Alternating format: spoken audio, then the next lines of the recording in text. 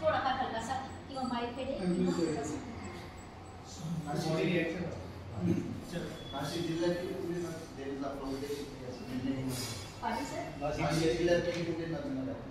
आता आमचा टार्गेट 2000चा आहे.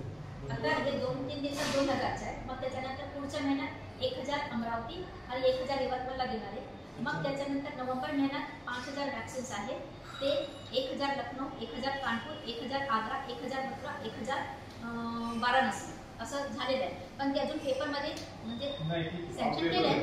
पण त्या कन्सेंट फॉर्ममध्ये जी बालिका आहे त्याच्या वय, तिच्या आईवडिलांचं नाव, त्यांचा फोन नंबर, त्यांचा पत्ता, आधार कार्ड नंबर हे सगळं व्यवस्थित दिलं जातो. आणि वॅक्सिन देण्याच्या आधी बाहेर एक त्यांची खुदची एक कमिटी असते, ती पूर्ण क्रॉस चेक करते की काही रिएक्शन नाही आहे ना, वैद्य आहे का, ते सगळं. आणि मग ते जेव्हा सिस्टममध्ये अपलोड होतात तर एक दिवस जरी 9 वाजताच्या कमी असला सुद्धा सिस्टम अप्रोच करतच नाही. तर अशा पद्धतीने ते कन्सेंट फॉर्ममध्ये साईन जर नसलं तर ते रिजेक्ट केलं जातं. कारण रजिस्ट्रेशन करायचं असं तरी जर नाव दिलेलं आहे आणि म्हणजे बाकीच्या हे तिथे ऑफिसरला बोलवतो, त्यांच्याकडून घेतो आणि ते सगळ्या प्रिन्सिपल्सांना जेवढे ते म्हणजे गरीब रेल्वेच्या खाली जेवढे स्कूल्स आहेत त्यांना बोलून देतात, त्यांना सांगतो आणि मग ते डिस्ट्रीब्यूट करून स्कूलच्या थ्रू होतं.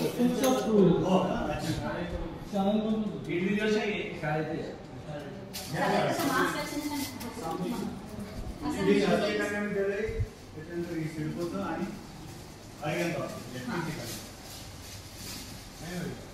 आता हे एक 2-3 दिवसाचा. मग त्याच्यानंतर परवाच्या दिवशी सटाणाला 500 विद्यार्थी आहेत, ते आदिवासी स्कूल आहे तिच्या सटाणाला. उद्या आपण कुरबंडी इथे जवळ एकदम रिमोट एरिया आहे, माझ्या शाळा, तर तिथे आदिवासी 10-12 पाड्यांना 200-300 आणि पेटला बिडकरांची जी शाळा आहे त्या शाळेमध्ये 700 विद्यार्थी, त्यांना उद्या आपण तिथे जाऊन देतो. जवळपास 800 ते 1000 होतील. काय आपण काही वेळेला मुली ते काय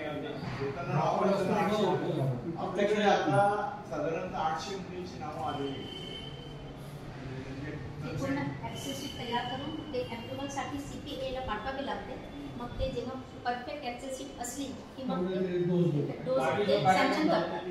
आता कार्ड आज आता सकाळी स्कूलच्या आला पण त्याचं सँक्शन झालेलं नाही. दोनदा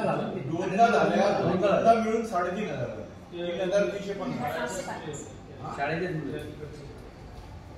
आता परवा पण आहे त्या शाळेच्या मुलीचं.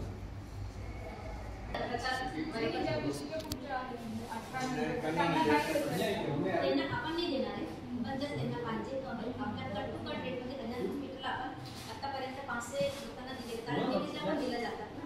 तो मग लेडीज लोकांना ते स्वतः त्यांना हॉस्पिटलला घेऊन घेतात. कारण मागच्या 1.5-2 वर्षापासून हा प्रकार माझा चालू आहे ना, तो पेपर जोगरमध्ये पण.